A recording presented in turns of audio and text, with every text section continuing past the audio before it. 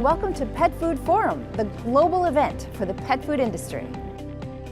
I'll be your host, keeping you up to date on everything Pet Food Forum related right here on this channel. Stay tuned for interviews with industry experts, features from the show floor, and of course, the daily highlights. Pet Food Forum, where pet food professionals from all around the globe gather to learn the latest research and innovative information on pet food nutrition, global market growth, processing, packaging, and so much more. We're coming to you from Kansas City, Missouri, the heart of the animal health corridor.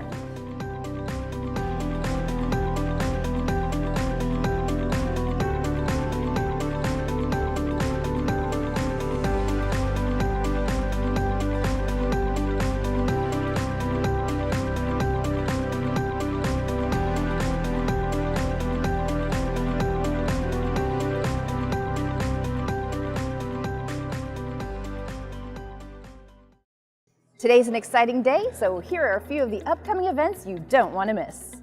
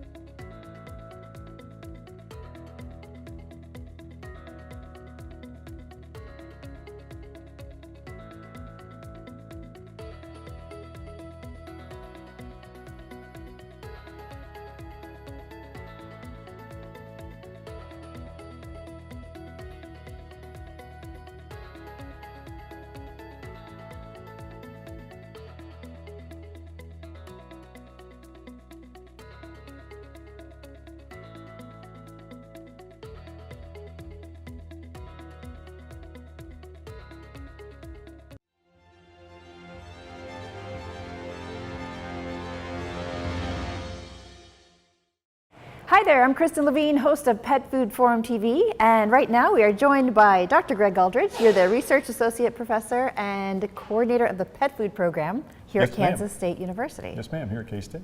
First of all, tell me how the industry has changed since you got into this field. Oh my, that takes us back a little ways, but I was looking at some information a few days ago about the size of the industry, and I think since the time I started here, it's tripled anyway. The number of new products that come into the market every year has just exploded. I remember when I first got started in pet food, there might be 8 or 10 new products introduced, and now we're talking about 2,000 and 3,000 every year. And so it's just a really frenetic sort of environment, lots of new ideas, and lots of energy. Tell me about some of the highlights at the workshop. So this year's workshop is really focused on clean label. That's been a trend in the industry now for probably 15 years if you start to look at things like movement from synthetic preservatives to natural and things like grain-free, and there's a whole bunch of other additives and the such that the consumer has started to say that they don't really want to embrace. And so every one of the sponsors here at the Pet Food Forum or Innovation Workshop is really focused on things that they can do from a technology standpoint to clean up labels. It's not that they were dirty in the first place. It really is more about, is there a way to simplify the formula so it communicates better to the consumer and does not rely upon a lot of different chemical additives. We've been terribly successful in the pet food and the food industry in coming up with modern miracles of food chemistry to be able to solve some of our challenges, but the consumer hasn't really embraced that. And so this is a way for us to look at a number of new technologies that might fit into that clean label, everything from ingredients to packaging. What's the biggest hurdle to achieving a clean or cleaner label? Yeah, so the idea is to the consumer would be that we want to make it simple, but the challenge is simple is not easy. Because the consumer generally wants products that are extremely convenient. They like them to be fresh and wholesome and nutritionally complete. And the challenge is when we bring all of these different ingredients together into a pet food, sometimes when they're cooked, they interact with each other. And then the consumer would like to be able to have this in a shelf-stable package and to be available to them at any time of the year, no matter whether it was harvest or not, and to be stable through that whole period of time. And to do that takes a lot of effort to make sure that those molecules in there that we consider as nutrients don't decay. and that we don't get off aromas and off flavors, and that the product is as wholesome when it's consumed as when it was produced. That takes a lot of effort. Simple is not simple. Simple is not easy. That's what I always say. Yeah, That's exactly. True. So shifting gears a little bit here, what can you tell us about the investigative findings thus far between the possible correlation between grain-free diets and canine, I'm going to get this right. Dilated cardiomyopathy. Yes. So that's a big challenge in our industry, not so much for the number of animals that are affected, and we certainly are sympathetic to those owners that have pets that are affected. It's really quite a puzzle because in point of fact, there's a huge number of different things that are occurring there, both from a food and a nutritional standpoint, and maybe even a genetic factor that are involved with those animals that are affected by DCM. And so there's no profound discovery recently. I wish we could say that there has been, but in point of fact, we're just really kind of getting the ball rolling again in this academic research community to explore what could be the true cause and effect of that disease state. We've experienced it quite a few times over the last 25 years. It was really kind of identified in cats in the 1980s and 1990s. And then there was a couple of cases that came out in the early or late 1990s and early 2000s with Newfoundlands. And they were fed a lamb meal and rice diet. There was a flurry of research activity at that time to try to identify whether or not there was a direct correlation with the diet. And we found a few things that might benefit the animal or the diet and its fortification. Since that time, the research sort of went quiet, and there hadn't been a lot more investigation. And then just in the last year to probably 24 months, there's been a bit more occurrence on some of the veterinary boards that would suggest that we have more problems in dogs that we may not have otherwise thought about having DCM. And those are predominantly golden retrievers, and we're starting to hear about boxers as well.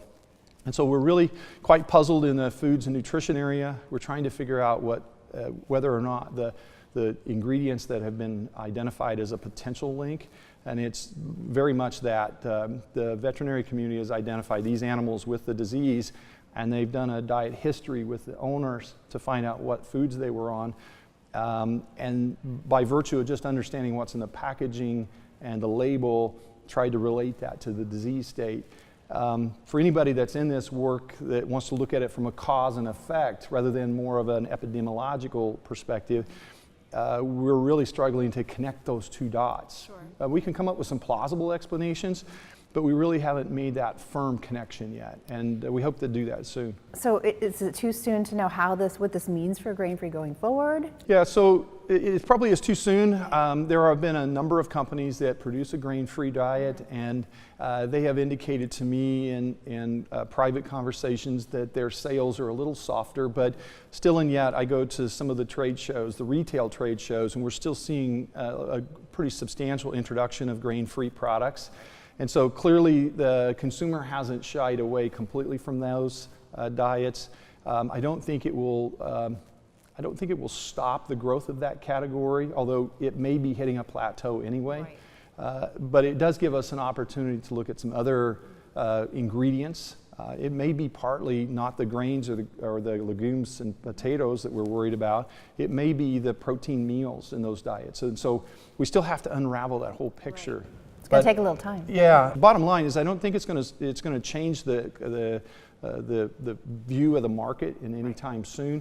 It does create some opportunities for some new products to come in that might fill that gap in those soft spots. Always great to talk to you, Dr. Aldridge. Thank you so much. Kristen, thank you. Yes. Welcome back to Pet Food Forum. Absolutely. I wouldn't miss it for anything. And speaking of Pet Food Forum, we'll be back with more Pet Food Forum TV.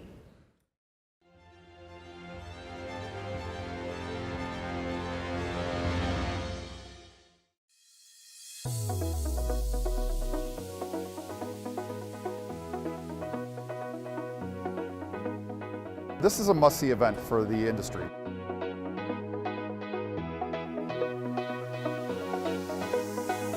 I think it's a very important event to come to network with people and to meet, like to see new products or new ingredients, new technologies.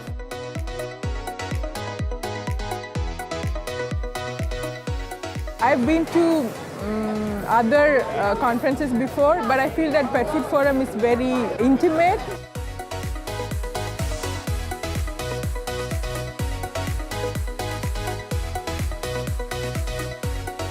Today is the Innovation Workshop, going through 6 different stations, different companies represented, and you learn something new in each station, and you also meet a lot of great people along the way.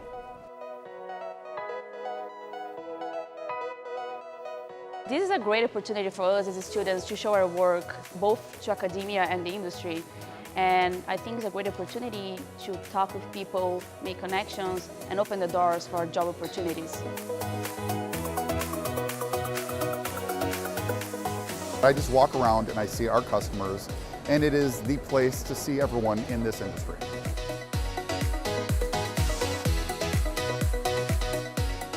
I think it's an opportunity to showcase what you do. I think it's an opportunity to build relationships with existing customers, to potentially establish prospects, to re-engage with folks within the pet food industry.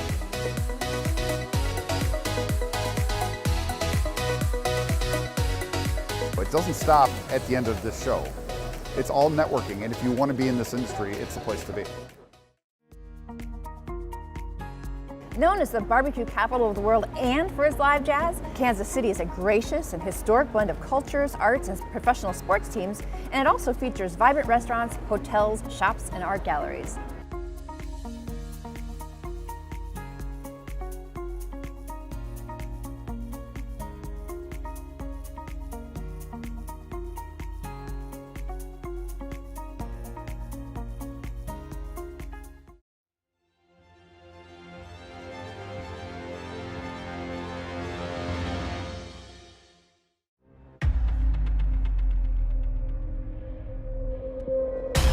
Precision.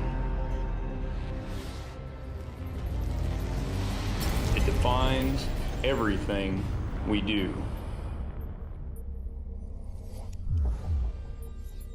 From engineering concept to manufactured equipment.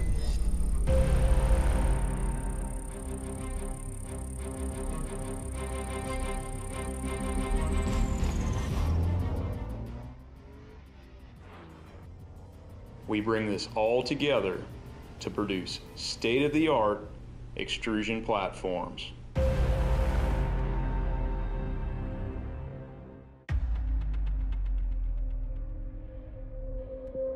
Precision, made in the US of A.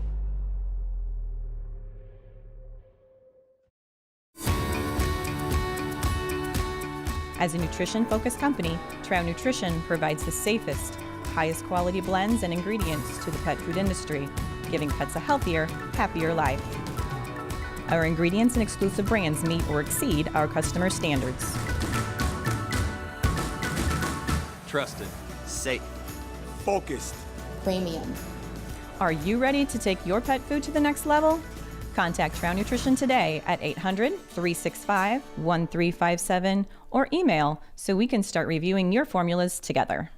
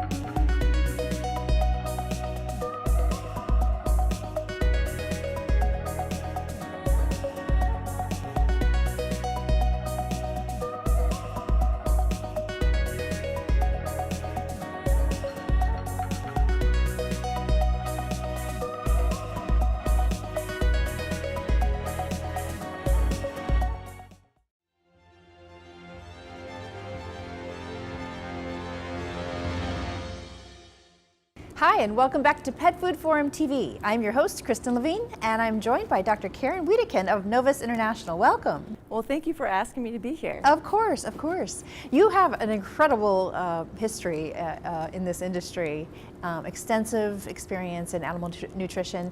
How would you say animal nutrition has evolved over the past decade? That's a really interesting question. If you see pictures of like broilers today compared to broilers from 20 years ago, anybody can see that there's a huge difference. What we find out is that today's bird is a tremendous eating machine, and because that bird can eat so much more than the bird from 20 years ago, their number of days to market weight is reduced.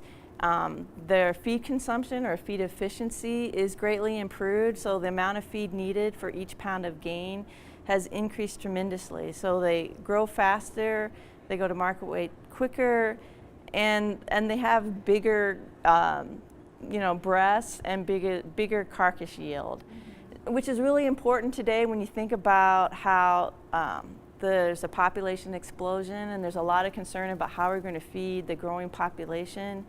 So it's really important that this more efficient animal or livestock can help address those issues about feeding the world. So over your career, what has been your favorite area of research? Well, I started as a graduate student doing mineral research, and I've pretty much stayed in that area throughout my career. So I've been employed 2 different companies, 16 years with Hill's Pet Nutrition, and then 12 years with Novus.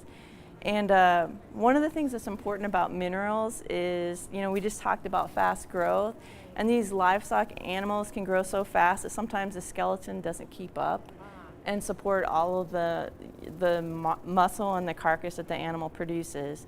And so trace minerals have really been key into improving structural integrity. And we have lots of studies in livestock showing that chelated minerals and organic minerals can improve skeletal integrity and reduce lameness. How about your favorite discovery? My favorite discovery probably has to do with a project I was involved with when I was at Hills. We helped develop a diet to treat hyperthyroid cats.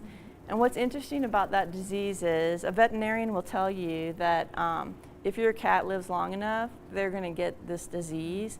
So it's a geriatric disease. The onset occurs around 12 to 14 years of age.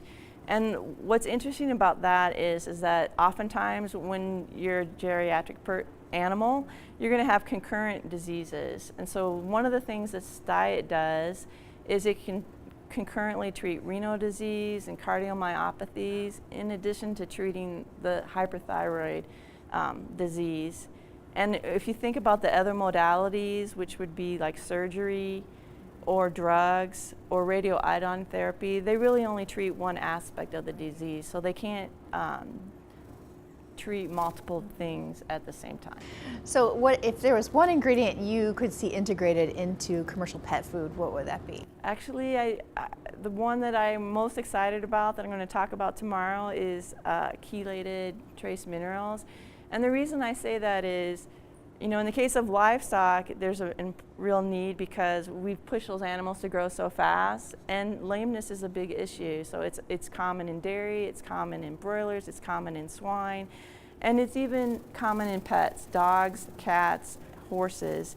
And in the case of pets, the reason why trace mineral bioavailability is an issue is because the diets are high in calcium and phosphorus, and that reduces availability of zinc, copper, and manganese, and those nutrients are important in skeletal health. So it could make a real difference. And we know, like in large breed dogs, there's canine hip dysplasia, there's osteochondrosis, there's osteoarthritis, and we have data in livestock saying that these microminerals can reduce lameness. So I know, if pet food companies would just try it and do some research, that they could see what a difference it would make. Thank you so much for your time today, Dr. Karen Wiedekind. It was a pleasure to be here. Awesome. All right, and we'll be back with more on Pet Food Forum TV.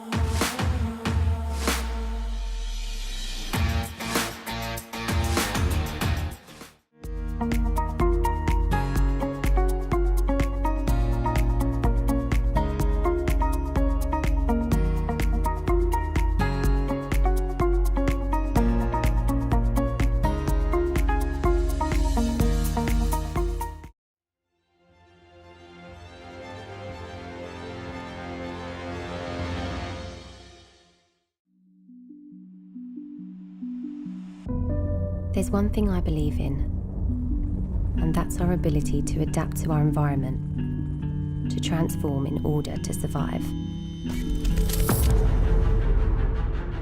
Look at this company. What started from harvesting coal in the mines became petrochemicals. At the time, it was a necessary solution to the demands of a growing population. But as life changes, needs change. So it was time for them to change as well. Exactly. What was once a local coal mining company, they've grown to become a global science player in health, nutrition, and materials. Through this transformation, the company flourished. The challenges of nutrition and climate change and managing the Earth's resources can't be solved with just governments alone. We need these companies with the technological expertise and innovative power to provide answers. That's why DSM has decided to take the ultimate step in their transformation. It's what they've been building towards over the past century. Arrived at the true purpose of the company. The reason for their existence. To create brighter lives. For all. And with 1 in 4 people across the world already benefiting from their products, I believe they can do exactly that. From the dark tunnels of the Dutch state mines, something beautiful arose, a love for our world and humanity expressed through science, balancing profitable growth with playing a positive role in the world.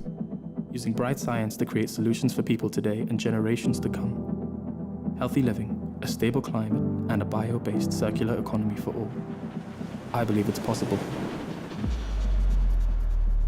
And I'm not the only one.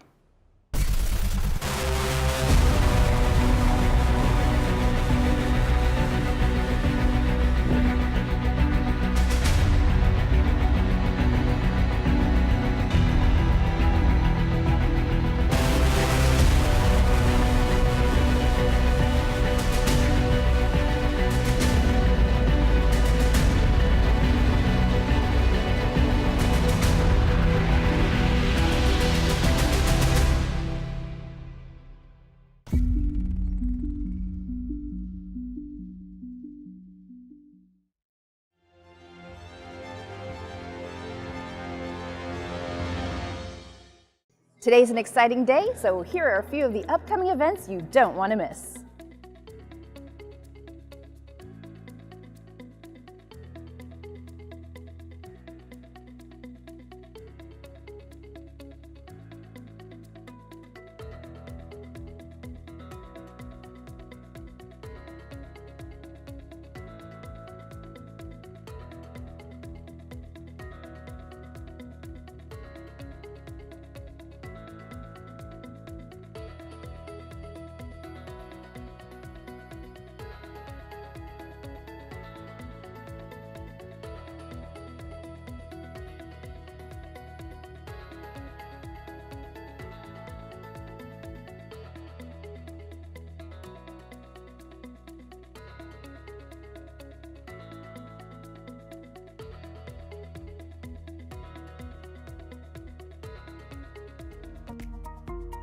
After hours, Petfood Forum participants can network and socialize in the newly revitalized Power and Light District with countless dining and entertainment options.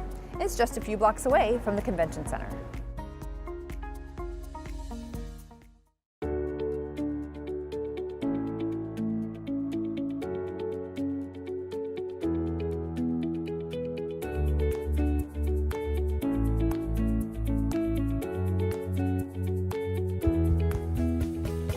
Today is the Innovation Workshop, going through 6 different stations, different companies represented, and you learn something new in each station, and you also meet a lot of great people along the way.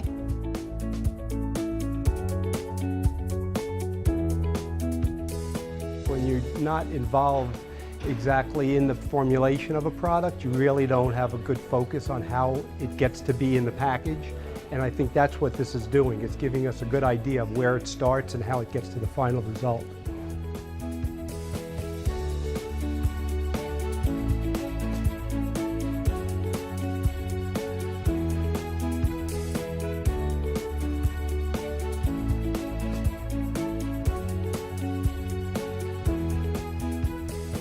I would absolutely recommend the workshop. In fact, we had a few people that are new to my company recently, and I said that they had to attend Monday's Innovation Workshop just because you get to learn a lot and meet a lot of really great people.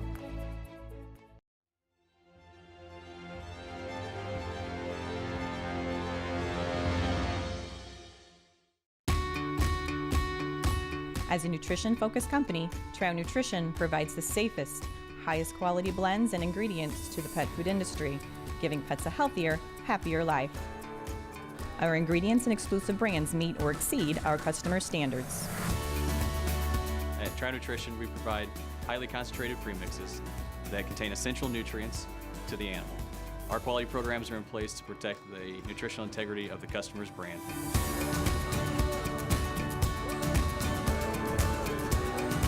Trusted, safe, focused, premium. Our plans deliver the safest, highest quality blends and ingredients to the pet food industry. Are you ready to take your pet food to the next level? Contact Trout Nutrition today at 800-365-1357 or email us so we can start reviewing your formulas together. Our vision is to nourish the world's pets. Let's discuss how we can accomplish this together.